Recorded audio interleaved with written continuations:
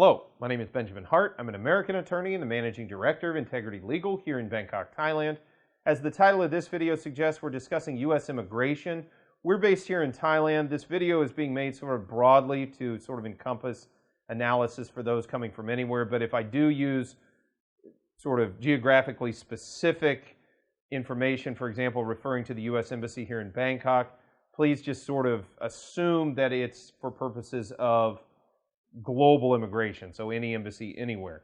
So the reason I'm making this video is I've had some inquiries, especially during this COVID-19 situation, wherein people have asked me, why does the NVC, the National Visa Center, seem to want the same documentation that we've already presented with respect to USCIS? Why do they want to see all this stuff? Why do they continue to say that something is insufficient, or they have a problem with the way a copy looks? And I've had a lot of people ask, well, isn't this what the interview is for? And in some cases, yeah.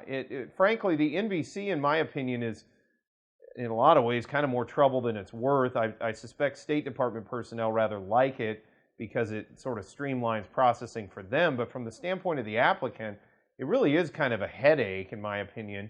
And especially where once we had local processing of all cases here in Thailand, dealing with processing through USCIS in the United States and then National Visa Center in the United States is a comparative just dystopian nightmare if you compare the two processes as it once was here compared to what it is now.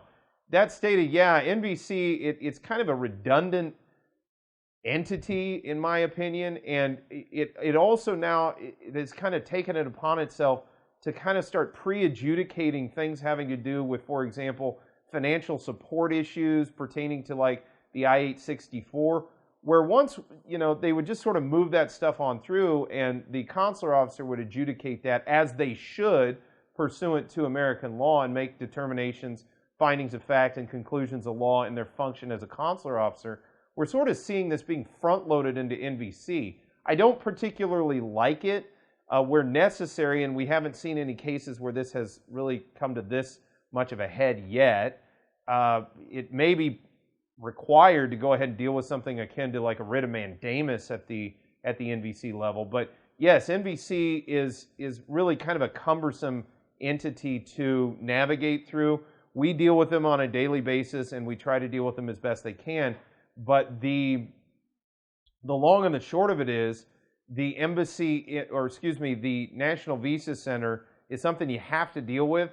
Sometimes it's better to just jump through the hoops they want you to jump through and get it done so you can get your case over to the embassy in order to conclude a case. But yeah, I totally understand the frustration associated with that entity, and because I deal with them and I have to liaise with them frequently. The personnel there are quite nice. It's just the way the institution is sort of structured. It's just kind of structured to be obtuse. So yeah, the thing to take away from this video, those who are having trouble with NVC, it may not be a terrible idea to contact a legal professional in order to gain some insight and guidance into how best to sort of break the logjam and move your case on through.